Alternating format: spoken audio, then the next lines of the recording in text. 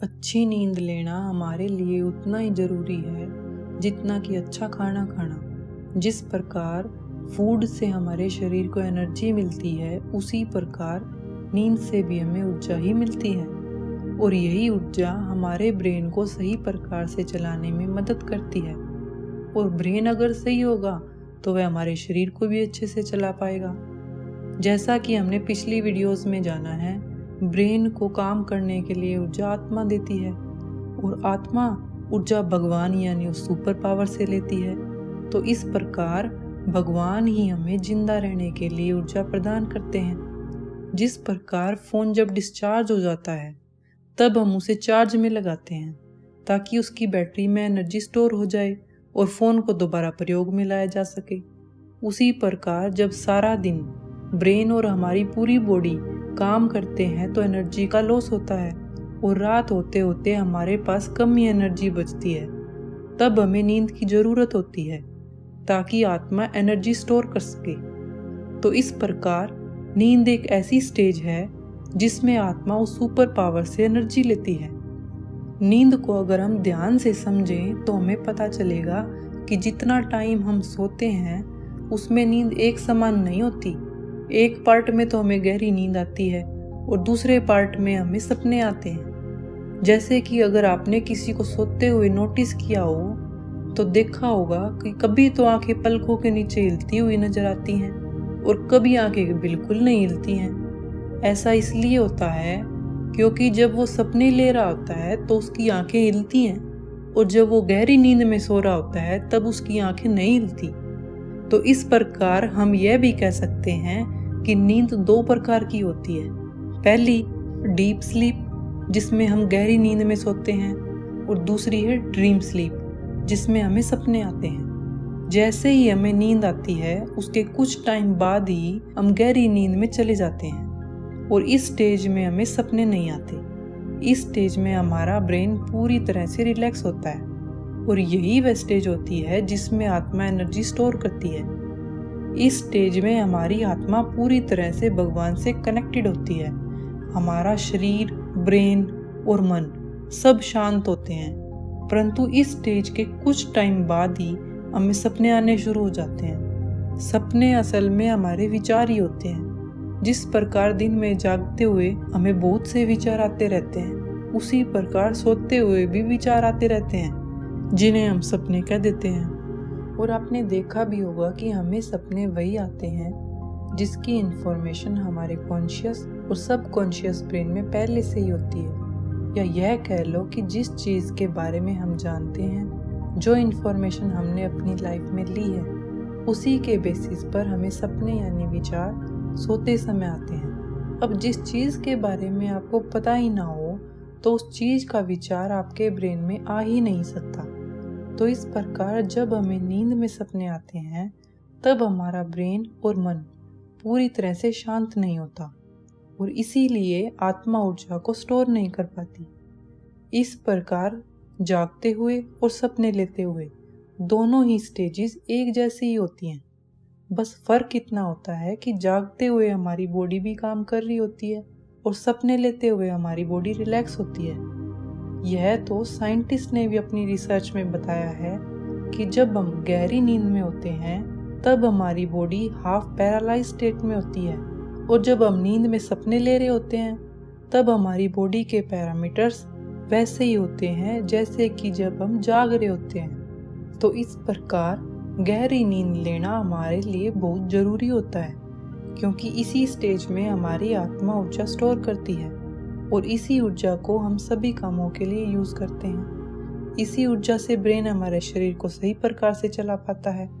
इसी ऊर्जा से हम विचार ले पाते हैं और यही वह ऊर्जा है जिसका हम इच्छा शक्ति के रूप में प्रयोग कर सकते हैं। इस प्रकार अगर हम आत्मा द्वारा स्टोर की गई ऊर्जा को बढ़ा पाते हैं तो हम सभी कामों को बड़ी आसानी से कर पाएंगे और उनमें क्वालिटी भी आएगी। पर अब बात आती है कि इस ऊर्जा को बढ़ाया कैसे जाए। क्या ज़्यादा सोकर? नहीं, ऐसा नहीं हो सकता क्योंकि पहली बात तो हमें इतनी नींद ही नहीं आएगी और दूसरी बात, अगर हम ज़्यादा सोते भी हैं तो उस नींद में गहरी नींद वाली स्टेज बहुत ही कम समय की होगी और ज़्यादा समय हम सपने ही लेंगे, पर आत्मा ऊर्जा केवल गहरी नींद वाली स्टेज में ही स्टोर कर सकती है, तो ज़्यादा सोकर हमें कोई लाभ नहीं होगा। अगर आप गहरी नींद वाली स्टेज को ध्यान से समझें तो यह एक ऐसी स्टेज है जहां ब्रेन और मन शांत होते हैं, कोई विचार नहीं आता, आत्मा पूरी तरह से भगवान से जुड़ी होती है। अगर हम ऐसी स्टेज को बिना सोए ही प्राप्त कर लें तो आत्मा ऊर्जा स्टोर कर सकती है, और यह स्टेज हमें प्राप्त होगी मेडिटेशन करके। इसका मतलब यह हुआ कि ध्यान लगाकर ही हम अपनी ऊर्जा को बढ़ा सकते हैं, और इसीलिए ही ऋषि मुनि बिना खाए बिना सोए सिर्फ ध्यान में रहकर कई वर्षों तक जिंदा रह पाते हैं। आपने भी देखा होगा कि जब आप मेडिटेशन करते हैं तो खुद को ऊर्जावान महसूस करते हैं।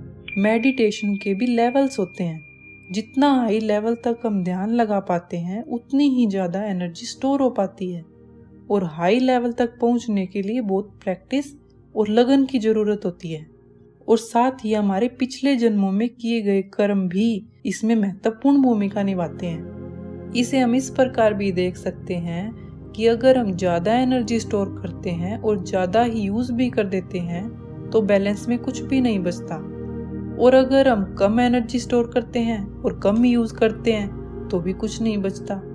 तो हमें इस बात पर भी पूरा ध्यान रखना चाहिए कि कहीं हम अपनी एनर्जी बेकार में ही वेस्ट तो नहीं कर रहे।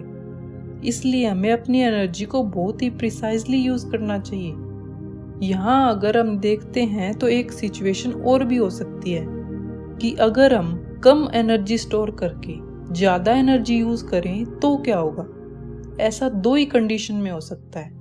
पहला, अगर हम नींद कम लें, और दूसरा, अगर हमें नींद आए ही ना। इसमें प्रॉब्लम तब होती है जब हमें नींद आए ही ना। नींद न आना बहुत सी बीमारियों को जन्म देता है, क्योंकि अगर नींद नहीं आएगी तो आत्मा ऊर्जा स्टोर नहीं कर पाएगी, और ऊर्जा नहीं मिली तो ब्रेन पूरे शरीर को ठीक से नहीं चला पाएगा, और जिसका शरीर ठीक से काम नहीं करेगा तो वो बीमार हो जाएगा।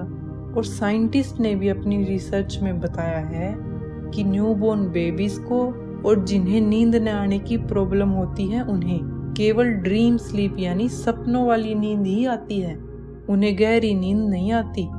तो नींद न आना बहुत ही सीरियस प्रॉब्लम है, और इसका इलाज भी मेडिटेशन ही है।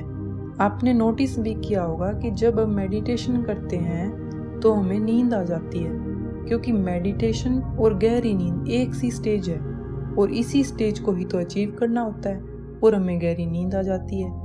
तो इस प्रकार हम मेडिटेशन से नींद न आने की प्रॉब्लम को भी सॉल्व कर सकते हैं। यहाँ एक बात और निकल कर आती है कि न्यूबॉर्न बेबीज को गहरी नींद नहीं आती, उन्हें केवल सपनों वाली नींद ही आती है।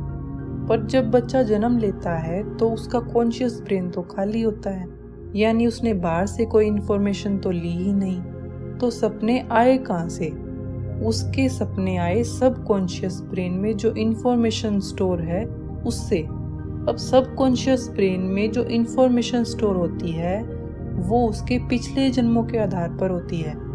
तभी तो बच्चा कभी सोते हुए हंसने लगता है और कभी रोने लगता है, क्योंकि उसे पिछले जन्मों के विचार सपनों के रूप में आते हैं। और इसीलिए ये कहते हैं बच्चे का नेचर उसके जन्म होते ही डिसाइड हो जाता है, जो हर मनुष्य का अलग अलग होता है।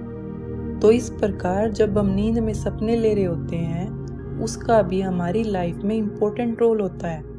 साइंटिस्ट कहते हैं कि ड्रीम स्लीप हमारी मेमोरी बढ़ाने में मदद करती है।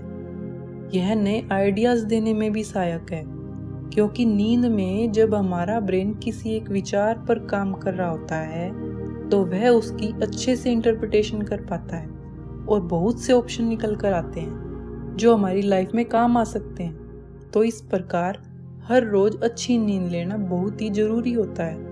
आप कितनी देर सोए यह मायने नहीं रखता, बल्कि आपने कितनी देर गहरी नींद ली ये मायने रखता है।